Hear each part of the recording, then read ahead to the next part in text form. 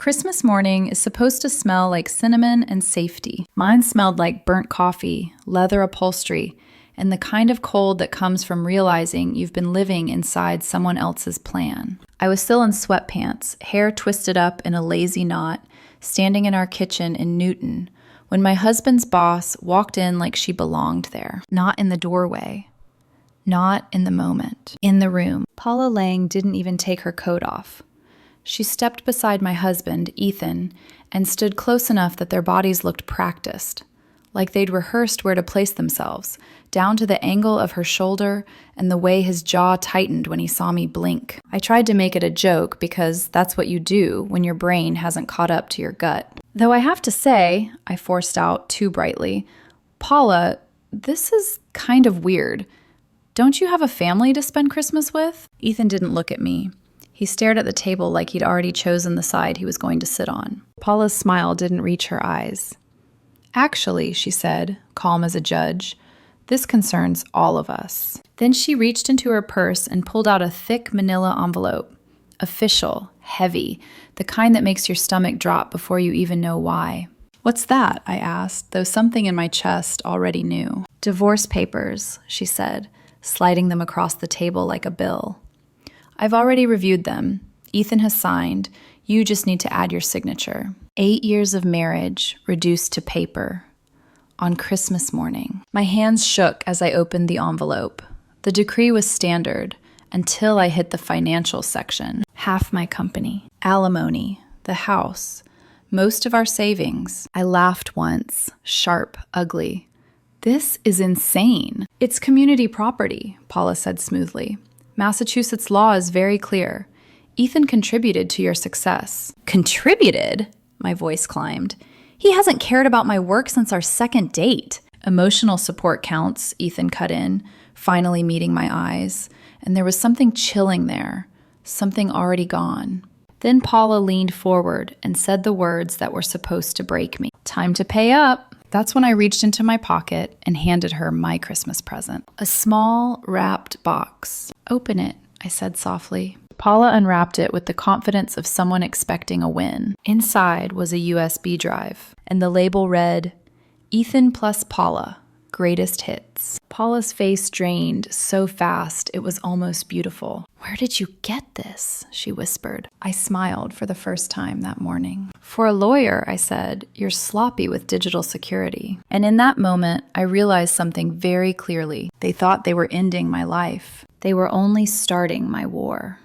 Before that morning, before the envelope and the USB drive and the look on Paula Lang's face, my life had felt earned. I was 37 years old. Founder and lead developer of a mid-sized software company called Data Flow Solutions. Married for 8 years to Ethan Holt, a man I thought I knew better than anyone. I didn't come from money. My parents were practical, loving, and endlessly cautious. The kind of people who believed stability mattered more than ambition. I was the opposite. Curious, stubborn, obsessed with building things that worked better than what already existed. I met Ethan at a friend's engagement party. He was charming in a quiet way, not loud, not flashy.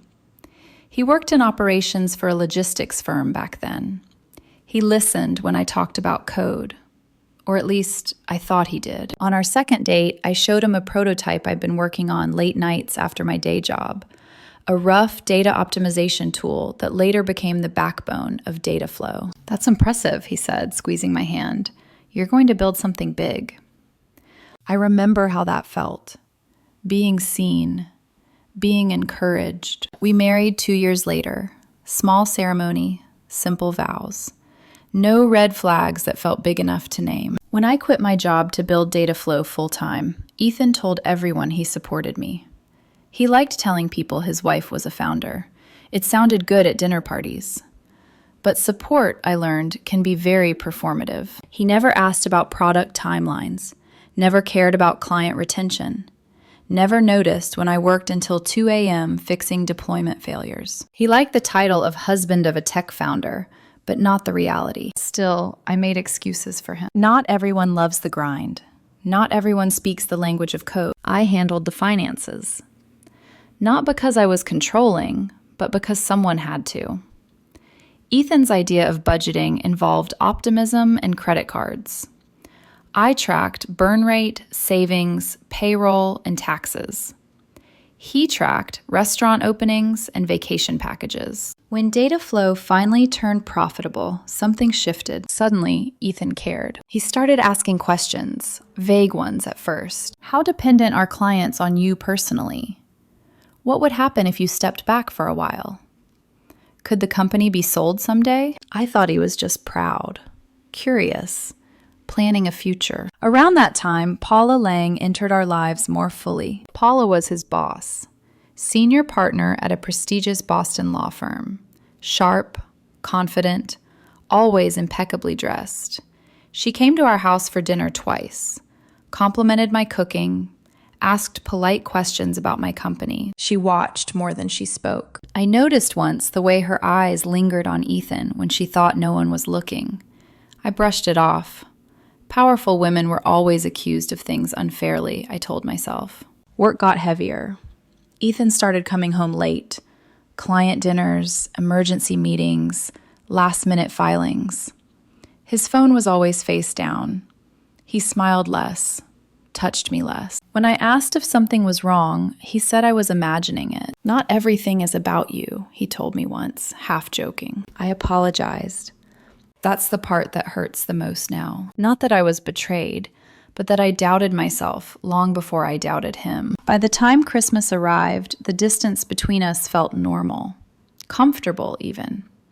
I'd learned how to exist without asking questions that made him defensive. I thought that was maturity. I thought love meant patience. I didn't realize I was being managed, and that the people closest to me had been planning my collapse for months, right under the roof I paid for, inside the marriage I believed in. Looking back, the warning signs weren't subtle. They were just inconvenient. After data flow crossed its second profitable quarter, things around me began to shift in small, uncomfortable ways, like furniture being moved an inch at a time in the dark. Ethan started asking for access. Not directly, not boldly, just enough to sound reasonable. Can you add me to the shared drive? In case something happens to you. It's just smarter if spouses aren't locked out of everything. I hesitated, but then I felt guilty for hesitating. We were married. Why shouldn't he have access? So I created limited permissions. Read only. Nothing sensitive. He thanked me too quickly. Then there were the comments. Paula says companies like yours are easy takeover targets. She works with investors all the time. She knows how these things go.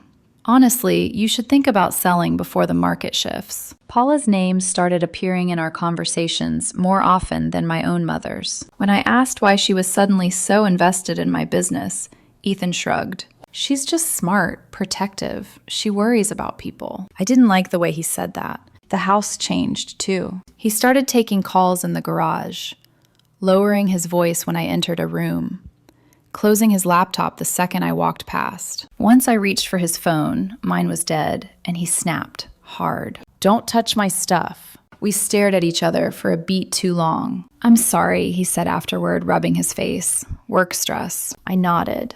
Again. Then came the finances. Small discrepancies at first. Transfers I didn't recognize. Expenses that didn't align with our account. When I asked, Ethan laughed. Relax. Paula recommended a new investment strategy. You're too conservative. Too conservative. The woman who built a company from nothing was suddenly being told she didn't understand risk. At a holiday party hosted by Paula's firm, I noticed something that finally made my stomach twist. Ethan and Paula stood too close. Her hand brushed his arm. Once, twice. He didn't move away. When I joined them, their conversation stopped abruptly. Paula smiled. We were just talking about you. I waited. About what? How lucky Ethan is, she said, to have such a driven wife. It sounded like a compliment. It didn't feel like one. That night, in bed, Ethan turned his back to me. The next week, a client I'd been confident about suddenly hesitated on renewal. They mentioned receiving alternative proposals, detailed ones, using internal language. I checked logs.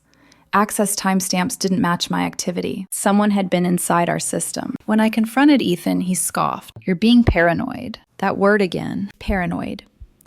It echoed the same way it had when my mother used to tell me I overthought things as a teenager. It made me doubt my own instincts. But instincts don't disappear. They wait.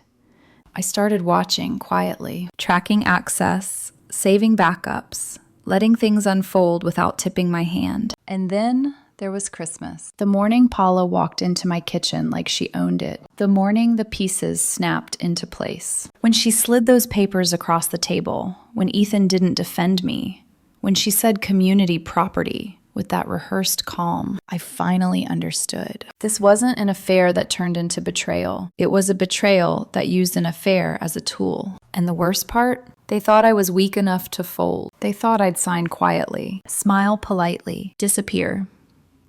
They were wrong. The room went painfully quiet after I accused them. "How long?" I asked again, my voice steady in a way that surprised even me. "How long have you two been sleeping together?" Ethan's mouth opened, then closed. He looked at Paula, not at me. That told me everything. Paula adjusted her posture, crossing one leg over the other, like this was a deposition, not the implosion of my marriage. "That's not relevant," she said calmly. I laughed, a sharp, humorless sound that scraped my throat raw. "Not relevant?" I repeated. "My husband is divorcing me on Christmas morning, with his boss sitting in my kitchen, demanding half my company. I'd say the timeline of your affair is extremely relevant." Ethan finally spoke. "You're overreacting. 6 months ago, that sentence might have broken me. Now it just clarified things." Paula exhaled slowly, like someone tired of pretending. 6 months, she said, if you must know. 6 months. Half a year of late nights, of missed dinners, of cold shoulders and unexplained silences. Half a year of me wondering if I was too intense, too focused, too much. My chest tightened. Not in pain, but in something colder. "Oh," I said softly, so I wasn't imagining it. Ethan frowned. "Can we not do this?" "This?" I gestured between them. "You mean reality?" I looked back down at the papers. They were ruthless, meticulously so. Half my company, valued at several million now. Spousal support calculated generously. The house awarded to him for continuity. Continuity. As if my life were a minor inconvenience to be smoothed over. "You expect me to sign this?" I asked. "Yes," Paula said. "It's fair." I met her gaze. "Fair for whom?" "For everyone," she replied. "This way there's no prolonged conflict, no ugliness." Ugliness.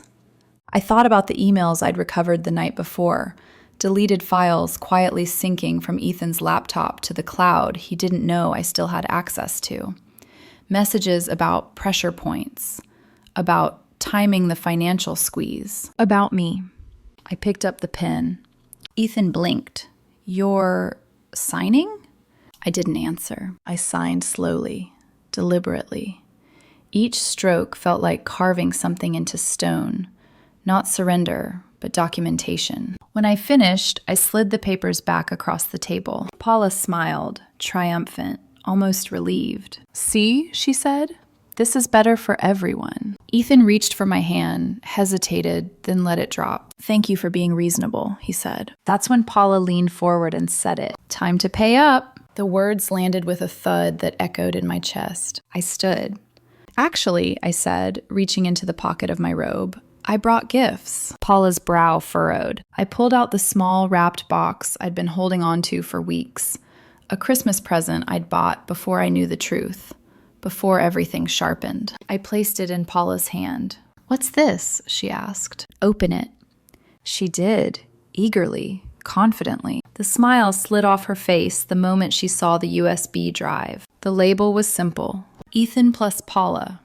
Greatest hits. Her fingers trembled. "What is this?" Ethan demanded, standing abruptly. "Your emails," I said. "Your photos. Your financial projections, your plans to bankrupt my company and buy it back through shell investors." Paula's face drained of color. Those are private." "You know what's funny?" I cut in, meeting her eyes.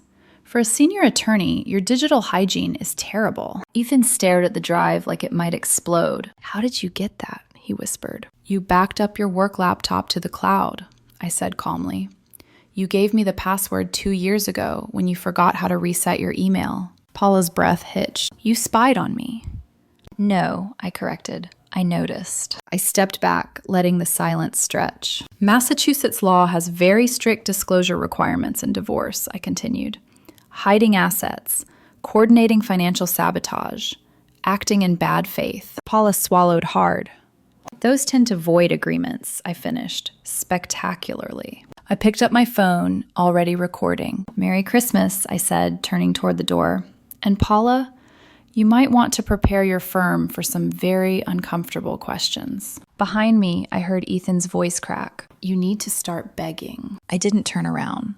Instead, it exposed their worst mistake. They thought I was powerless. They forgot who built everything they were trying to steal. I didn't cry when I closed the front door behind me. That surprised me. I stood in the driveway for a long moment, breathing in cold December air, my hands curled into fists inside the sleeves of my robe. The house behind me, the one I'd paid for, renovated, filled with late-night takeout containers and half-finished ideas, felt suddenly choosed. Like I was already a guest in a place that no longer belonged to me. Inside my chest, everything was strangely quiet. No screaming, no sobbing, just a sharp, clinical awareness, like my brain had switched from wife to witness. I went back inside, locked the door, and leaned against it. My knees finally gave a little, but I caught myself on the console table. The mirror above it reflected a woman I barely recognized. Pale, eyes too alert, mouth set in a line that had nothing to do with heartbreak and everything to do with resolve. 8 years. I replayed it all, not romantically, not with nostalgia, but like a forensic analyst reviewing evidence. The late nights, the financial suggestions. The way Ethan had stopped asking questions once data flow succeeded. Had he ever loved me the way I loved him? Or had I been useful first and disposable second? The thought stung, but it didn't cripple me. I moved methodically. That's how I survive things. I packed an overnight bag and took it to the guest room. Not because I was conceding space, but because I needed distance, neutral territory. Somewhere my nervous system could breathe. Ethan knocked once. Can we talk? He asked through the door. I didn't answer. Not because I was afraid, but because I didn't trust myself to speak without clarity. When I finally opened it, I looked at him like a stranger. When were you going to tell me? I asked. He rubbed his face. It wasn't supposed to happen like this. That sentence landed wrong. So how was it supposed to happen? I asked. You bankrupt my company first? Then hand me papers once I had nothing left? That's not fair, he snapped. Fair, I echoed. You let your boss sleep with you while planning to steal from your wife. He flinched. She understands business, he said defensively. You're too close to it. Too close. The woman who wrote the code, signed the clients, paid the salaries. I nodded slowly. You mean she understands how to take it? He didn't deny it. That's when something inside me finally broke. Not loudly, not dramatically, but cleanly. I wasn't angry anymore. I was done negotiating reality with someone who benefited from my confusion. That night, I didn't sleep. I sat on the edge of the bed with my laptop open, reviewing everything I'd already secured. Backups, logs, timestamps, copies stored in places Ethan would never think to look. I didn't feel clever. I felt vindicated. At 3:12 a.m., I opened my phone and called the one person I trusted completely. Rachel, I said quietly when she answered. I need you to come by tomorrow. She didn't ask why. Coffee or war? She asked. I almost smiled. Both. By morning, the shock had settled into something sharper. Purpose. I understood now that this wasn't just about my marriage, or even betrayal. This was about power. Who assumed it? Who underestimated it? And who knew how to reclaim it without burning themselves alive in the process? I wasn't going to scream. I wasn't going to beg. And I definitely wasn't going to disappear quietly the way Paula and Ethan expected. They thought the papers were the end. For me, they were just the first receipt. Rachel arrived 2 days later, December 28th, exactly at 9 a.m. She didn't knock. She let herself in the way she always did. 2 sharp taps, then the door opening, holding 2 cups of coffee and wearing the expression of someone who already knew this wasn't going to be a comforting conversation. She set 1 cup in front of me and sat down across from my desk. Start from the beginning, she said, and don't protect anyone. So I didn't. I told her everything, the affair, the divorce papers, the financial ambush, the USB drive. I watched her face as the story unfolded, how her jaw tightened, how her fingers curled around the coffee cup, how the warmth drained from her eyes when I described Paula's tone. When I finished, she didn't speak right away. Then she leaned back and said very calmly, "They think you're already beaten." That sentence landed like a match in dry grass. Rachel and I had built data flow solutions together 3 years earlier. I handled development and architecture. She handled clients, branding, and negotiations. More importantly, she was the only person outside myself who understood how fragile and how powerful the company really was. "Gets worse," I said, turning my screen toward her. I pulled up the recovered emails. Her eyes moved fast, too fast. "Jesus," she muttered. "They're not just planning a divorce play. This is a hostile acquisition." I nodded. Through shell investors. They were targeting 3 major clients up for renewal in January. Rachel's lips pressed into a thin line, which means they expected us to bleed quietly. She scrolled further, reading Ethan's messages. His casual cruelty was harder to stomach than Paula's calculation. She'll never see it coming. She's buried in code. By February, she'll be desperate. Rachel slammed the laptop shut. "Okay," she said. "We stop this now." The next 48 hours were surgical. We didn't panic. We didn't confront. We fortified. I called our major clients under the guise of routine year-end check-ins. I didn't accuse.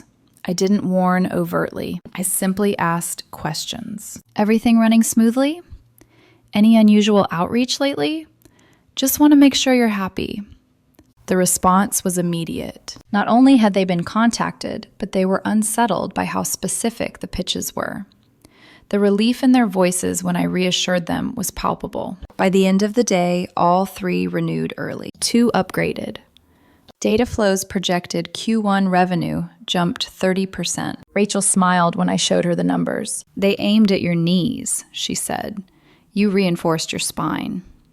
But escalation isn't one-sided. That same evening, Ethan's mother called. "I don't understand what's happening," she said sharply. "Paula says you're being unreasonable." I closed my eyes briefly. There it was. Family pressure. Right on schedule. "I'm protecting my company," I said evenly. "And myself." "Well," she snapped, "marriage requires compromise. So does honesty," I replied. She hung up on me. The next day, Paula escalated. She showed up at the office, unannounced. I wasn't there, but Rachel was. Paula didn't raise her voice. She didn't threaten. She didn't have to. She smiled and said, "You should advise your partner to be careful. These situations can get messy." Rachel documented every word. That night, I drove past Paula's neighborhood. I didn't do anything. I just observed. Her life looked polished from the outside. Perfect landscaping, tasteful lighting, the quiet confidence of someone used to control. That's when I understood something important. People like her don't stop when exposed. They double down. The confirmation came the next morning. My elderly neighbor, Mrs. Kowalski, called me. "There was a black sedan parked across the street last night," she said. "Sat there for hours." My stomach dropped. They weren't just attacking my business anymore. They were watching me. I called Rachel immediately. "Change of plans," I said. "We're not just defending." She didn't hesitate. "Who are we hiring?" "Private investigator." Her laugh was sharp.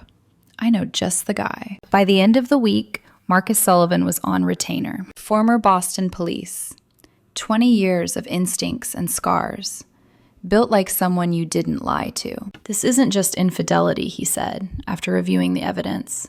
This is coordinated corporate sabotage. He promised proof.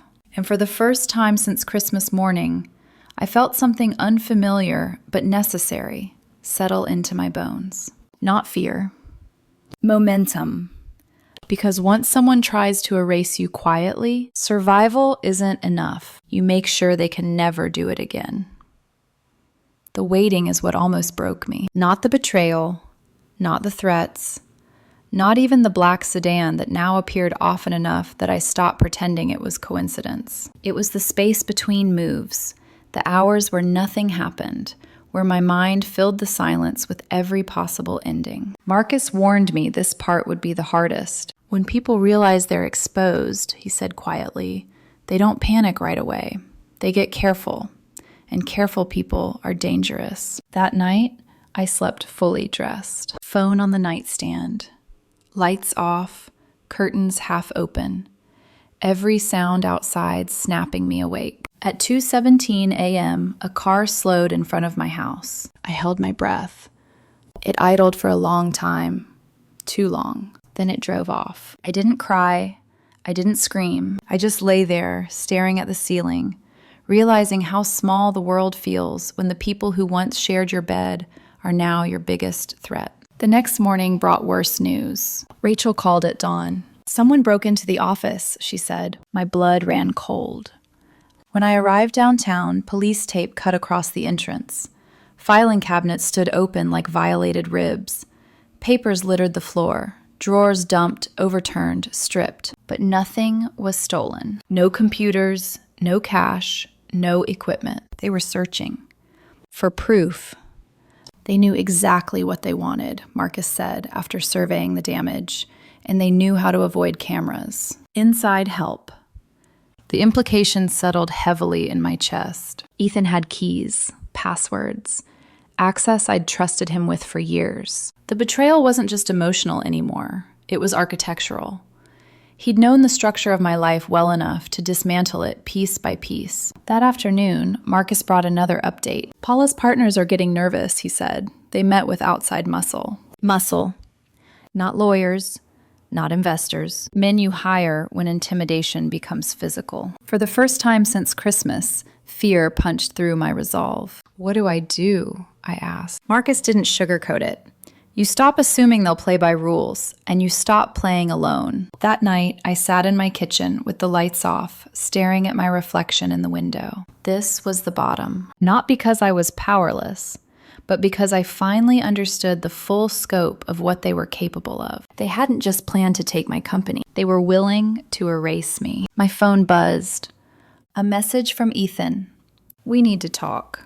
This has gone too far. I almost laughed. Too far was months ago, when he chose silence over loyalty. I didn't reply. Instead, I made a decision that felt like stepping off a cliff. I called Christopher Lang, Paula's husband. Marcus had mentioned him in passing. Quiet, respected, deeply unaware. The kind of man people like Paula used as camouflage. I don't know if you'll believe me, I said when he answered, my voice steady despite everything inside me shaking.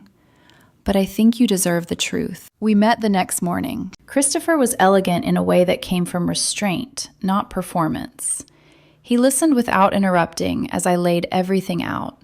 The affair, the sabotage, the investigation. When I finished, he sat very still. Then he whispered, I knew something was wrong. I showed him the evidence. Photos, emails, financial trails. He didn't cry. He closed his eyes, and when he opened them, there was steel there. He keeps backups, he said. At home, in a safe. That was the moment the darkness cracked. Because at my lowest point, afraid, hunted, exhausted, the truth found an ally. But as I drove home, heart pounding, I knew one thing with brutal clarity. If this failed, if we misstepped even once, there would be no reset, only consequences. And somewhere behind me, I was certain someone was already preparing the next move. That evening, I didn't turn on a single light in the house. I sat at the kitchen table with my laptop closed, hands wrapped around a mug that had long gone cold, listening to the quiet hum of the refrigerator and the distant traffic outside. Every sense felt sharpened, like my body understood before my mind did, that we were standing on the edge of something irreversible. Christopher called at 6:42 p.m. "I have them," he said. His voice was steady, but there was an undercurrent of adrenaline. Everything: financial records, correspondence, audio files. He kept backups like trophies. My chest tightened. "Are you safe?" "For now," he replied. "But Paula's not answering her phone, and Ethan left the house earlier than usual. I think they know something's shifting." They did, because the moment Christopher spoke those words, the power dynamic changed. Up until then, I'd been reacting, blocking, defending, reinforcing. Now, for the first time since Christmas morning, I was holding something heavier than fear. I was holding leverage. We agreed to meet that night at a small restaurant in Back Bay. Public, neutral, predictable. Marcus insisted on being nearby. Rachel stayed on standby, monitoring our systems remotely. As I drove, I noticed the black sedan again. It didn't bother hiding this time. It followed me through 3 turns, keeping just enough distance to feel intentional. "They're past subtlety," Marcus said through my earpiece, which means they're rushing. At the restaurant, Christopher handed me a slim briefcase. Inside were USB drives, printed bank statements, burner phone logs, and recordings that made my stomach drop. Paula's voice, Ethan's voice, calm, calculated, mocking. They talked about me like an obstacle, a problem to be solved, a woman too busy with her code to notice her life being dismantled. Christopher watched my face carefully. "I'm sorry," he said. "I didn't know who I was married to." "You're not the one who should apologize," I replied. Then my phone buzzed. A text from Rachel. "Emergency. Office again. Come now." My blood went cold. As we left the restaurant, the black sedan pulled closer. "Do not go in blind," Marcus warned. "Call the police." "I will," I said, "but I'm not letting them erase evidence." We reached the office building minutes later. Lights were on inside. Too many lights. Voices echoed down the hall before we even reached the door. Paula, Ethan, and a third man, large, unfamiliar, holding something heavy. I stepped into the doorway. "Having fun?" I asked. They spun around. Paula froze. Ethan went pale. The man, Vincent Carrera, smiled. "Perfect timing," Paula said tightly. "You can watch it all disappear." I raised my phone. "I've been recording since I walked in." Behind me, Christopher did the same. Vincent stepped forward. "Give me the phones." "No," I said calmly. That's when everything exploded. He swung. I ducked, but the back caught my shoulder, pain ripping through me as I hit the wall. Christopher shouted. Equipment shattered. Glass broke. Then, "Boston Police, freeze!" Marcus, 2 officers behind him. Chaos followed. Vincent tried to run. Ethan tried to destroy files. Paula stood frozen, eyes wide with disbelief. Handcuffs clicked. Blood dripped down my arm. But I was standing. As they led Paula and Ethan away, Paula looked back at me, her voice breaking for the first time. "I didn't think you'd fight." I met her gaze, steady despite the pain. "That was your mistake." In that moment, bruised, shaking, alive, I understood something with absolute clarity. They never lost because they were careless. They lost because they underestimated a woman who finally stopped explaining herself. The fallout didn't arrive all at once. It came in waves, legal, professional, social, each one heavier than the last, each one stripping something away from the people who had believed they were untouchable. I spent the night in the emergency room. Nothing life-threatening. A deep bruise across my shoulder, torn muscle, pain that pulsed in time with my heartbeat. But I welcomed it. Physical pain was clean, honest. It didn't lie to you the way people do. By morning, the story had already broken. Senior attorney arrested in corporate sabotage case. Spousal betrayal leads to major fraud charges. The media loved the narrative. Christmas divorce, secret affair, attempted corporate theft. But what they loved even more was the paper trail. Marcus's investigation, Christopher's evidence, the video from my phone. Together, they formed something airtight. Paula was suspended from her firm within 24 hours. By the end of a week, she was terminated. Disbarment proceedings followed quickly, her partners eager to distance themselves before the stain spread. Ethan lost his job quietly. No press release, no farewell email, just a locked badge in a box delivered to his mother's house. That part almost made me sad. Almost. The criminal charges stacked fast. Conspiracy, fraud, destruction of property, assault. Vincent Carrera took a plea deal almost immediately, 10 years in exchange for testimony. He didn't look at Paula or Ethan when he spoke. He didn't have to. The civil side was just as brutal. Christopher and I joined forces with 3 other small business owners, people Paula and Ethan had hurt before me. People whose lives had been quietly dismantled the same way they'd planned to dismantle mine. Together, we sued. The settlement wasn't just about money. It was about exposure. Every deal, every shell company, every manipulation laid bare. Paula's social circle vanished overnight. Invitations stopped, calls went unanswered. The same people who once praised her brilliance now pretended they'd never known her. Ethan tried to contact me once, a single email. I never meant for it to go this far. I didn't reply, because the truth was, it went exactly as far as he intended, just not in the direction he expected. Data flow survived. No, thrived. Clients rallied. Word spread that we'd fought off a hostile takeover and won.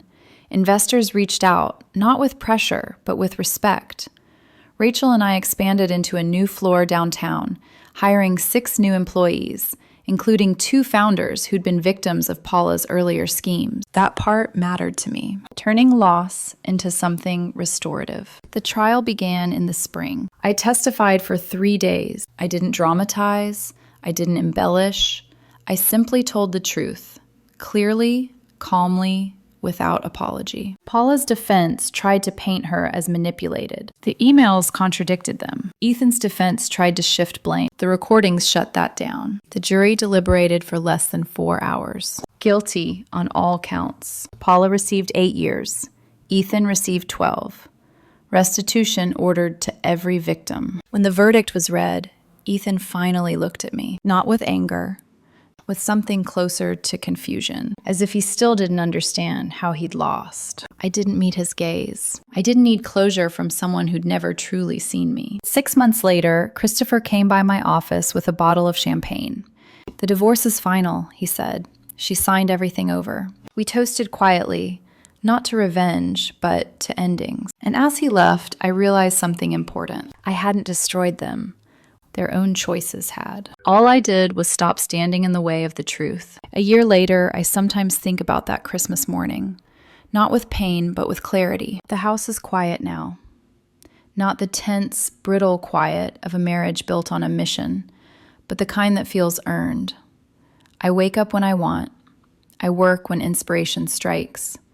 I eat dinner without waiting for footsteps that may or may not come through the door. Data Flow Solutions occupies an entire floor downtown now. Sunlight pours through the windows in the late afternoon, reflecting off whiteboards filled with ideas instead of warnings. Rachel and I built something stronger from the wreckage, not just a company, but a culture rooted in transparency and protection. Christopher started law school. He wants to prosecute white-collar crime. Says he's tired of watching people with power destroy lives quietly. I believe he'll be exceptional at it. As for Ethan and Paula, I received 1 letter, a rambling attempt at justification, a careful avoidance of responsibility, blame wrapped in self-pity. I didn't respond, because some people never learn lessons. They only encounter consequences. What I learned, though, that changed everything. Love doesn't make you small. Patience doesn't require self-erasure, and strength isn't loud, it's precise. I used to believe that loyalty meant staying quiet when things felt wrong. Now I know better. Loyalty to yourself means listening to the discomfort before it becomes damage. If you're watching this and something in your life feels off, trust that feeling. Ask the hard questions. Protect what you build. And remember this, the people who underestimate you are often the ones most shocked when you stop explaining and start acting. That Christmas, they told me it was time to pay up. They were right. They just misunderstood who the bill belonged to.